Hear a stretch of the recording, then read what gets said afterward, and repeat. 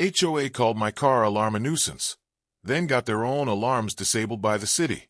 Mr. Thompson's voice bellowed across the HOA parking lot, echoing off the pristine, identical beige houses like a gunshot. Alex barely had time to shut his car door before the HOA president stormed toward him, his face burning red under the glow of the streetlights. A small audience had already gathered, some nosy neighbors peeking through their windows, others lingering on their porches, eager for drama. Alex straightened his posture, keeping his expression calm. It's a car alarm, Thompson. They go off when someone bumps the car. That's kind of the point. You know what I mean, Thompson snapped, jabbing a finger in Alex's chest. That piece of shit of yours has been waking up the whole goddamn neighborhood, and I'm sick of it. Alex glanced over at his car, a perfectly maintained sedan parked legally in his assigned spot. The alarm had gone off once, and only because some kid had accidentally leaned on the hood while retrieving a lost soccer ball. Meanwhile, he could still hear the faint beep-beep-beep from the HOA security alarms blaring in the distance, a sound that had become background noise over the past several months. But his car was the problem? Alex exhaled sharply, resisting the urge to roll his eyes. It went off once. For 10 seconds. That's it. Thompson sneered, shaking his head.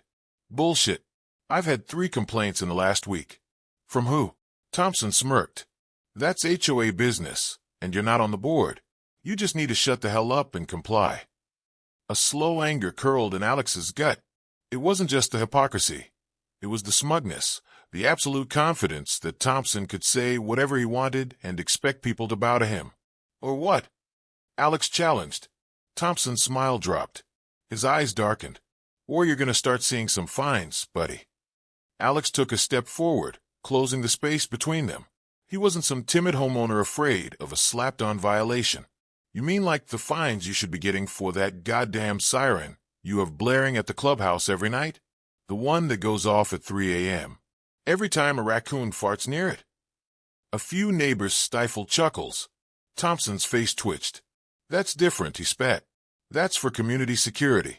So, let me get this straight, Alex said, folding his arms. Your shitty, malfunctioning alarm is community security. But my single-car alarm, which only went off once, is a neighborhood disturbance? Seems like selective enforcement to me. Thompson's jaw clenched so tight it looked like he was chewing rocks. He glanced around, noticing how many people were watching now. The fight wasn't private anymore. This was a public challenge. Listen here, asshole, Thompson hissed, voice low. You want to play lawyer? Fine. I will fine your ass. I'll write you up every goddamn day until you're drowning in violations. And trust me, you will lose. A lesser person might have backed down, might have apologized, nodded, and tried to de-escalate. But Alex wasn't here to play by Thompson's rules. Then do it, Alex said, his tone ice-cold. Because the next fine you send me, I'm taking it straight to the city, and I'd love to see what they think about your little security system while we're at it. Thompson's expression flickered, just for a second, with something dangerously close to uncertainty. And that was all Alex needed. This fight, it wasn't over. It had just begun. The Oak Ridge Homeowners Association was a gated paradise on the surface, a pristine, suburban dream with perfectly trimmed lawns, symmetrical mailboxes, and an ever-present, suffocating sense of order. But beneath the surface, it was rotting. A kingdom run by a power-hungry tyrant and a board of sycophants who played favorites. Alex had moved in 2 years ago, hoping for a quiet life. Instead, he had landed in Thompson's crosshairs almost immediately. At first, it had been minor, sternly worded letters about S that didn't exist, citations for parking 2 inches over the line. But Alex had ignored them, kept his head down. That had been a mistake, because when Thompson smelled weakness, he doubled down. Alex had watched as other neighbors suffered, too. Single mothers threatened with absurd fees, elderly couples harassed over minor infractions, renters treated like second-class citizens. But the worst part? The rules never applied to Thompson's inner circle. Alex had noticed it long before his car alarm incident. Yet somehow, his car alarm was the problem? No, this wasn't about a noise violation. This was about power. And Alex was about to flip the script. The first official letter came the next morning, shoved halfway under his door like a passive-aggressive slap in the face. A $150 fine for excessive noise disturbance. Alex scanned the paper, his anger bubbling. He had expected Thompson to retaliate, but this was fast. Desperate, he marched straight to Thompson's house. The bastard answered the door with a satisfied smirk. Something wrong. Alex put the letter into his chest. Prove it. Thompson laughed. That's not how this works, sport. I want proof. Timestamps. Decibel readings. Complaints with signatures. Thompson tilted his head. Yeah, see, that's cute. But we don't have to prove shit. Alex's fist clenched. You're gonna pay, Thompson said, stepping closer, his breath stinking of coffee and arrogance. Or it's gonna get a whole lot worse. Alex stared him down. Then, slowly, he smiled. All right, he said. Let's see how this plays out. Because what Thompson didn't know, Alex had already started taking notes. And this game, it was far from over. The fine wasn't even the worst part. It was the second one that pissed Alex off. The first $150 citation? Expected. Thompson was predictable. But when Alex found a second violation notice taped to his windshield the next morning, now $300 for a repeat offense, he nearly laughed. This wasn't even an attempt at fairness. This was war. He stood by his car, shaking his head as a few neighbors strolled past, eyes flicking toward the bright red violation notice. Most looked away just as quickly, not wanting to get involved, except for Mrs. Calloway, the older woman who lived 3 houses down. She paused just long enough to whisper, "He's done this before. Be careful." Alex turned to ask what she meant, but she was already shuffling away, keeping her head low. That told him everything. Thompson had pulled this stunt before. He'd gone after their people. And those people, they'd backed down, paid the fines, let it go. But Alex, not a fucking chance. He ripped the violation off his windshield and marched straight toward the HOA office, a converted storage unit near the clubhouse, where Thompson held court like a king on his pathetic little throne. The door was unlocked. Inside, Thompson sat behind a desk, grinning like he'd already won. Well, he said, leaning back. 2 fines in 2 days. That's gotta be a record. Alex slammed the notice onto the desk. Where's the proof? Thompson didn't even flinch. The board received multiple complaints. Alex leaned in. Show me. Thompson chuckled. That's classified information. Bullshit. Then I guess you won't mind when I challenge both of these fines, Alex said smoothly, pulling out his phone. City noise ordinance is pretty clear. And since your alarms are 10 times louder than my car ever was, maybe I should report those too. The smirk on Thompson's face faltered for just a second. A tiny crack. Then it was back. Go ahead, he said. See how that works out for you. Alex clenched his jaw. Fine. He'd play this game. He just hoped Thompson was ready to lose. The next week was a relentless goddamn assault. First, the daily fines kept coming. $450. $600. Then, a final warning was issued, stating that if Alex didn't pay, the HOA would escalate to legal action. Then came the letters. Official-looking notices from the HOA, claiming Alex was now in serious violation of community standards, that his refusal to comply was being documented. It was all intimidation, empty threats. But what sent Alex over the edge? The petty bullshit harassment. One morning, he walked outside to find his trash cans missing. Later, he caught one of Thompson's HOA cronies photographing his house like they were collecting evidence for a goddamn lawsuit. And then, because Thompson was a child in a middle-aged man's body, the HOA hired a tow truck to inspect his car. Alex got outside just in time to stop it. The tow driver looked apologetic. Sorry, man. HOA said it was an abandoned vehicle violation. Alex turned to find Thompson watching from across the street, arms crossed, smug as hell. That's when Alex made a decision. No more warnings. No more playing defense. He was going after the HOA, and he already knew exactly where to start. Thompson was a bully. And bullies? They always thought they were untouchable. Alex had spent days gathering evidence, but now, it was time to go on the offensive. He started with witnesses. Mrs. Calloway was hesitant at first, but after some reassurance, she spilled everything. How Thompson had harassed another neighbor last year, fined them into oblivion until they sold their house and moved. How the HOA board was packed with his friends. How their security system's alarms had been waking people up for months, but any time someone complained, Thompson ignored it. Then came the noise ordinance research. Alex cross-referenced city laws with his recordings of the HOA's alarms. Turns out, they were over the legal decibel limit. By a lot. So, Alex filed an official noise complaint against the HOA. He documented every time their alarms blared, sent photos and videos to the city.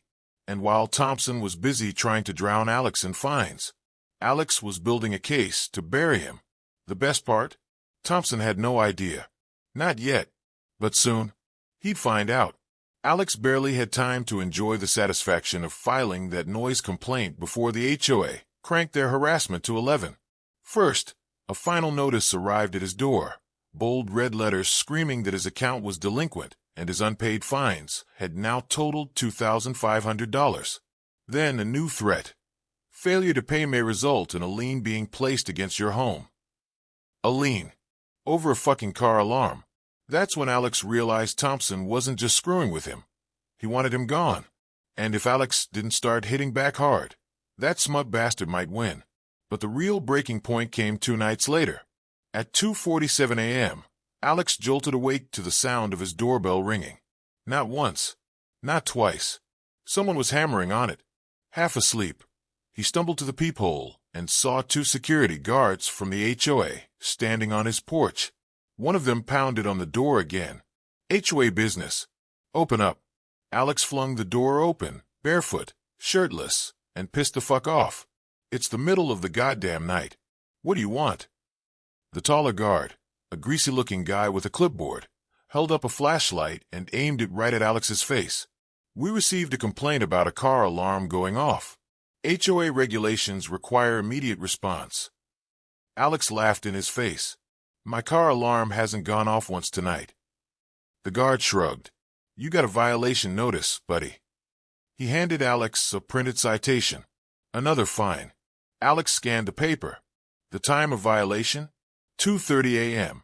The exact time he'd been asleep in his bed. These motherfuckers were making shit up now. That's when Alex made another decision. He wasn't just going to fight back. He was going to burn their whole operation to the ground. The next morning, Alex did something he knew would piss Thompson off more than anything. He started talking to people. Mrs. Calloway, the single mom down the street, the retired military vet with a no-step on SNEC flag on his porch. And one by one, they started opening up. Thompson had pulled this stunt before. Fine people until they gave up, threatening them with liens, calling in fake violations just to drive homeowners out. And the worst part?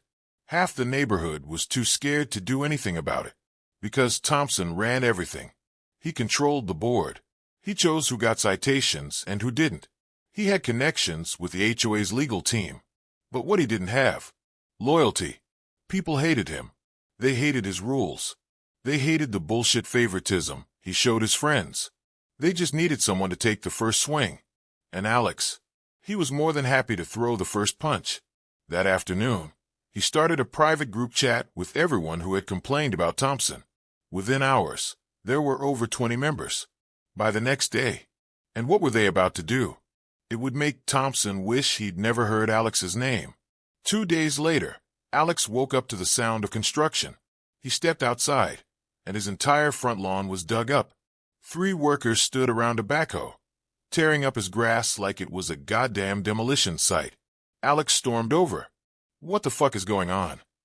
A short guy in an orange vest barely looked up. HOA work order. Says here you've got unapproved landscaping. Landscaping. His perfectly normal, HOA-compliant lawn was now a pile of dirt because he wanted to make a point. Alex's hand shook with rage. Enough was fucking enough. He pulled out his phone and called the city's zoning and permit office. Hey, he said, barely keeping his voice steady. Quick question. What's the penalty for unauthorized excavation on residential property? The woman on the line was silent for a moment. Unauthorized? Who approved the work? Alex grinned. That's what I'm about to find out. An hour later, a city inspector showed up, and in less than 10 minutes, he found exactly what Alex was hoping for. The HOA had no permit for the work. The excavation was illegal, and because the workers had already dug near the water main, the city was about to slam the HOA with massive fines. By noon, the construction crew was forced to stop. By 2 p.m., Alex got a text from the private HOA resistance group. "You're not going to believe this. Thompson just lost his shit at the HOA meeting." Alex leaned back in his chair, smiling. Oh, he could believe it. And this. It was just the beginning. Thompson thought he was untouchable. He thought he could fine, harass, and threaten his way to total control.